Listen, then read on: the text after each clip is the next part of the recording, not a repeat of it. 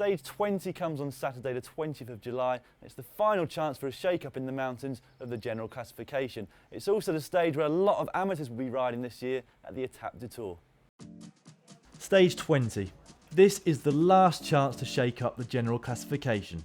Despite this stage only being 125 kilometres long, it still includes 6 categorised climbs. 4 of those come within the last 50 kilometres.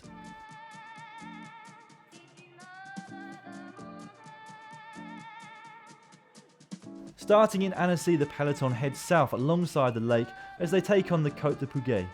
This is only a 3rd category climb, but its 5.4 kilometres at 5.9% will set the tone for the rest of the day.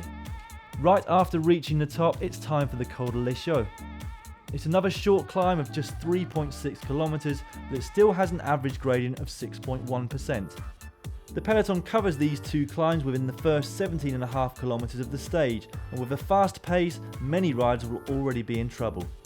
16 k's later, the day's intermediate sprint comes at Le Châtelet, but it's highly doubtful that any of the sprinters will be up at the front to fight for the final points before Paris. The riders continue south, and after 37 kilometres, the Côte d'Ayon-le-Vieux begins. Its 6 kilometres only have an average gradient of 4%, so it won't make a big impact on the stage. Starting just 4.6 kilometres later, the Col des Prés may reduce the peloton a little with its 3.4 kilometres of 6.9%. After reaching the top of this climb, the route starts to head back down towards Annecy. With 64 k's to go, the Category 1 climb, the Mont Revard, makes its comeback to the Tour. The 15.9 kilometres towards the top have an average gradient of 5.6%, and many riders won't know what to expect, as this is the first time since '98 that this climb has been used. From the top of the Mont Revard, there are 35.5 kilometres to the final climb of this year's Tour de France. Annecy-Semnoz is an all-category climb, and the organisers have really saved some of the best for last.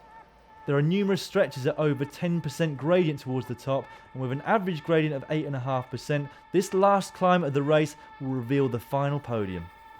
Pure climbers like Alberto Contador, Nairo Quintana and Joaquim Rodriguez will be among the favourites for this stage. In fact, it would almost be a surprise not to see a Spanish-speaking stage winner today.